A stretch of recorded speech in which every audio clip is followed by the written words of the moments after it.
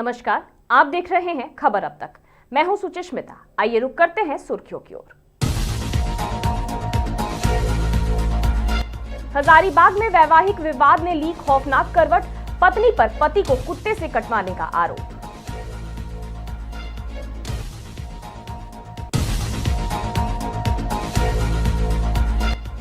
धनबाद में सड़क सुरक्षा पर फोकस, ट्रैफिक पुलिस ने चलाया विशेष अभियान।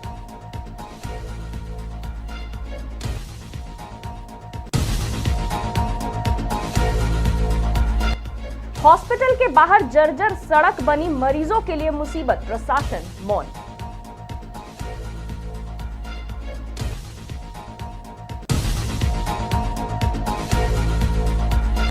धनबाद में SSLNT कॉलेज में परीक्षा को लेकर बवाल, आउट ऑफ सिलेबस प्रश्न पूछे जाने पर छात्राओं ने किया प्रदर्शन।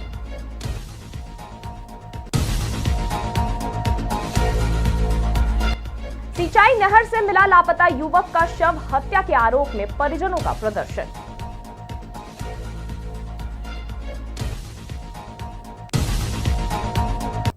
अब बढ़ते हैं विस्तारित खबरों की ओर। हजारीबाग से एक हैरान कर देने वाला मामला सामने आया है, जहां पत्नी प्रताड़ना की कहानी ने सभी को चौंका दिया है। आरोप है कि एक महिला ने अपने ही पति पर पालतू कुत्ते से हमला करवाया। मामला हजारीबाग शहर के बड़ा बाजार जैन धर्मशाला निवासी रोहित कुमार जैन का है। रोहित ने अपनी पत्नी रूपा अग्रवाल और ससुराल पक्ष के खिलाफ लोहसिंगना थाना में लिखित शिकायत दर्ज कराई है। पीड़ित रोहित का कहना है कि जनवरी 2025 में हुई शादी के बाद से ही उसे मानसिक और शारीरिक रूप से प्रताड़ित किया जा रहा था।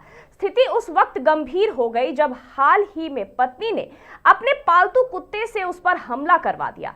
इस हमले में रोहित गंभीर रूप से घायल हुआ और उसके शरीर पर कई जगहों पर काटने के निशान हैं। घायल अवस्था में वह थाने पहुंचा और पूरी घटना की जानकारी दी। फिलहाल उसका इलाज शेख भिखारी मेडिकल कॉलेज अस्पताल हजारीबाग में चल रहा है।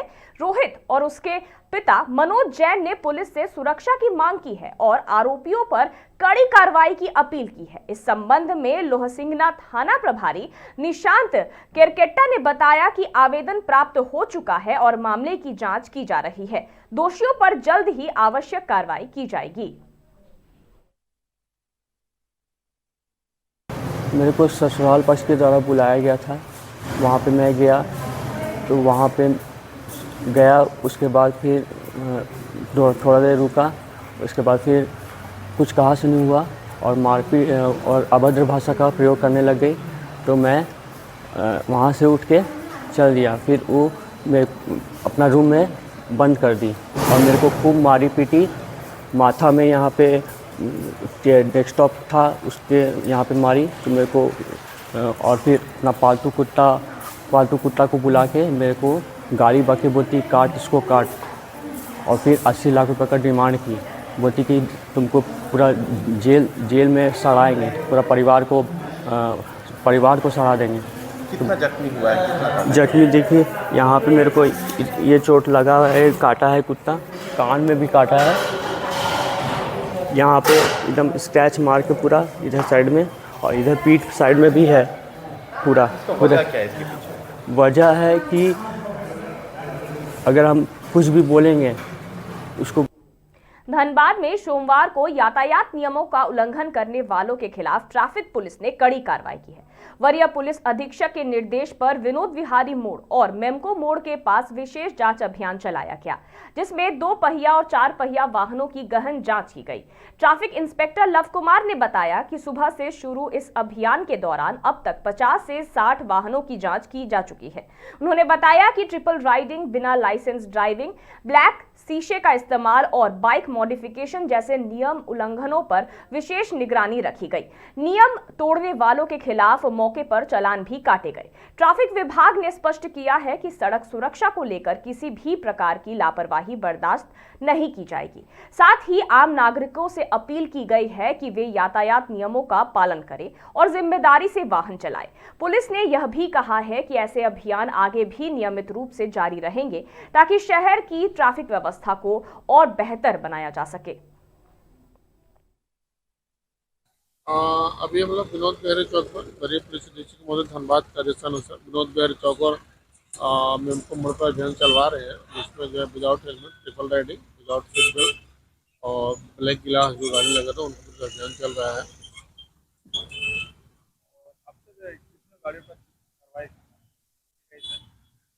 चेकिंग तो जारी है, सुबह से हम लोग चेकिंग कर ही रहे हैं। आज करीब 50 से 60 वाहनों को कुछ कार्रवाई किए हैं और अभी अभियान जारी है, शाम तक चलेगा।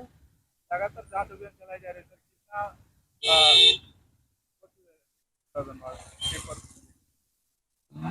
अभी एग्जैक्ट डाटा तो मेरे हाथ में नहीं है, लेकिन कंटिन्यू अभियान चल रहा है। पिछले माह भी हम लोग का बढ़िया अच्छा खासा कलेक्शन हुआ था और लोगों से कलेक्शन मुद्दा नहीं है, मुद्दा है कि यातायात नियमों का पालन करवाना। तो लोगों से अनुरोध होगा कि आप मतलब बाइक चला रहे हैं तब में हेलमेट लगा करके चलाएं, फोर व्हीलर चला रहे तो सीट बेल्ट लगा करके चलाएं और आगे हम लोग प्रयास करेंगे कि पीछे जो बैठते हैं उनके लिए भी हेलमेट अनिवार्य किया जाए। सर एक चीज देखा जाता है कि बच्चे जो गाड़ी लेके निकलते हैं उनका बाइक के साइलेंसर चेंज करके जो आवाज़ लगा के जाती है, हम लोग मॉडिफिकेशन का भी कार्रवाई कर रहे हैं। उससे भी एक मॉडिफिकेशन में 5000 रुपये का फाइन है, तो हम लोग उससे फाइन काट। हजारीबाग से एक ऐसी तस्वीर सामने आई है जो स्वास्थ्य व्यवस्था की लापरवाही को उजागर करती है। शेख भिखारी मेडिकल कॉलेज अस्पताल के बाहर की सड़क बदहाली की मिसाल बन चुकी है। जगह जगह गड्ढे हैं और इन गड्ढों से गुजरना मरीजों और एम्बुलेंस के लिए किसी परीक्षा से कम नहीं। मरीजों के परिजन बताते हैं कि अस्पताल पहुंचने से पहले ही झटकों से मरीजों की हालत और बिगड़ जाती है। सबसे हैरान करने वाली बात यह है कि सड़क की मरम्मत को नजरअंदाज किया जा रहा है, जबकि फुटपाथ पर फाइबर ब्लॉक बिछाने का काम तेजी से जारी है। ठेकेदार एजेंसी फुटपाथ को सुंदर बनाने में पूरी ताकत झोंक रही है, लेकिन सड़क की हालत जस की तस बनी हुई है। स्थानीय लोगों ने नगर निगम और जनप्रतिनिधियों पर सवाल उठाते हुए कहा कि यह अस्पताल तक पहुंचने का मुख्य मार्ग है, जहां से रोज सैकड़ों एम्बुलेंस और मरीज गुजरते हैं, फिर भी सड़क की दुर्दशा पर किसी का ध्यान नहीं जाता।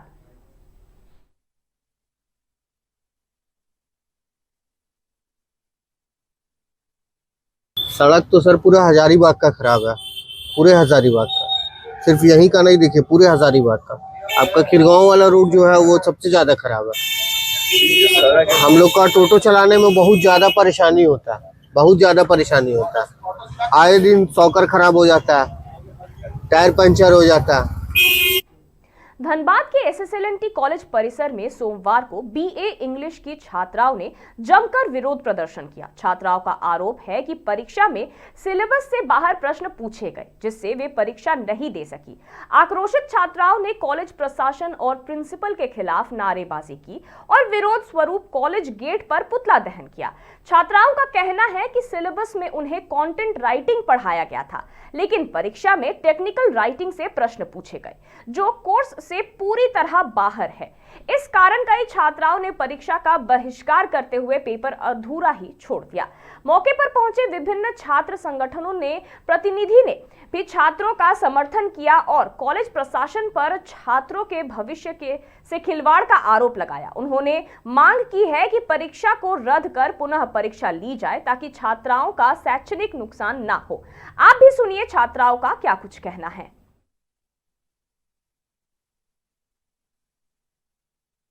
देखिए, आज का जो मामला है वो छात्र हित के लिए बहुत भयावह मामला है। देखिए, मामला नहीं, इसको एक बड़ा मुद्दा या बड़ा समस्या बोल सकते हैं, क्योंकि कोई भी स्टूडेंट अगर परीक्षा देने जाता है तो उसको पता रहता है कि मुझे सिलेबस के आधार पर एग्ज़ाम देना है। अगर कोई पढ़ के जाएगा हिंदी और वहाँ ले लेगा इंग्लिश का एग्ज़ाम, तो वो बच्चा डर के मारे ऐसे बेहोश हो जाएगा, बोलेगा हम कहाँ से एग्ज़ाम देंगे। तो यही हाल इन बच्चियों के साथ हुआ है।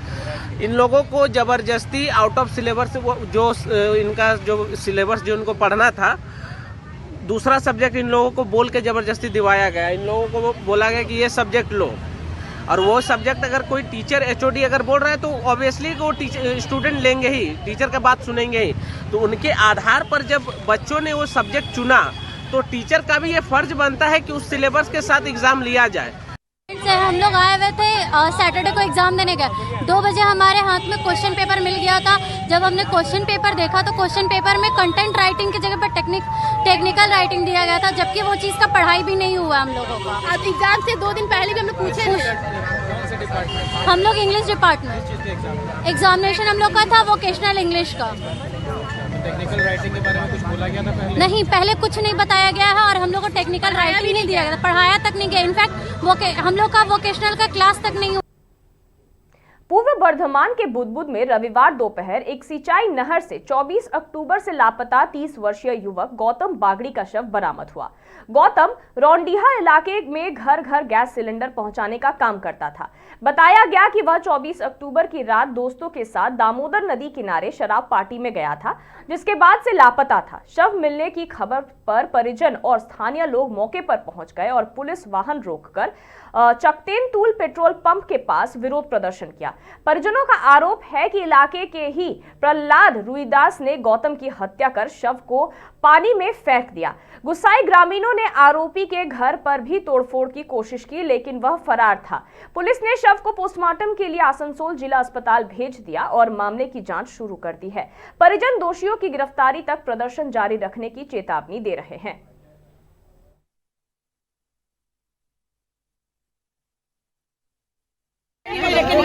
কতদিন আগে নিখোঁজ হয়েছিল? আপনার ছেলে কতদিন আগে নিখোঁজ হয়েছিল? বডিটা কোথা পাওয়া গেল? তো কি আশা করছেন? ডুবে ছিল না মার্ডার করা হয়েছে? মার্ডার করা হয়েছে।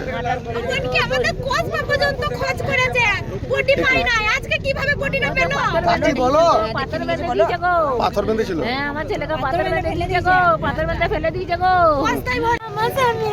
কতদিন আগে উনি আজকে 17 দিন মানে 16 দিন আগে, আজকে 17 দিন হয়েছে নিখোঁজ হয়েছে। আচ্ছা, বুদবুদ থানায় আমরা মিসিং ডায়েরি করে থানা পুলিশরা বুদবুদ থানার পুলিশ কিচ্ছু করতে পারে না। পুলিশের নামে ওগুলো কলঙ্ক, ওদের রক্ত দোষ, ঘুষ খাওয়া চাপা দেয়া, পুলিশের রক্ত দোষ এগুলো। ছেড়ে দিয়েছে ওই ছেলেকে। মিসিং ডায়েরি করার পর পুলিশকে যখনই বলছি স্যার একটা চাপ দিন খালি সান্ত্বনা দিচ্ছে, আমরা চাপ দিচ্ছি, আসলে ওরা কিচ্ছু করে না। ওরা আগেই ঘুষ খেয়ে নিয়েছে, ওরা জেনেও গেছিল যে মেরে দি। प्रशासनिक बोर्ड की नई सूची जारी होते ही दुर्गापुर नगर निगम के सामने विरोध प्रदर्शन भड़क उठा।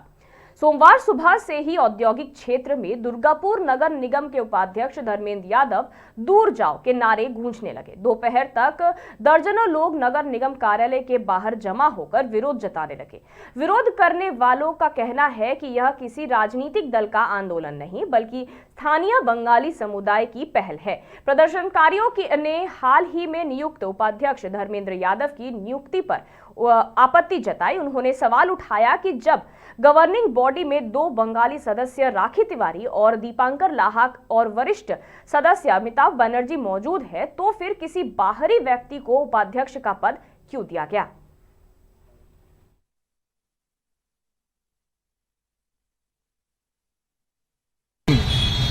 সমস্ত মিডিয়ার মাধ্যমে বলতে চাই, আপনারা প্রত্যেকে জানেন যে দুর্গাপুর মিউনিসিপ্যাল কর্পোরেশন দীর্ঘদিন ধরে ভোট করাতে পারেনি।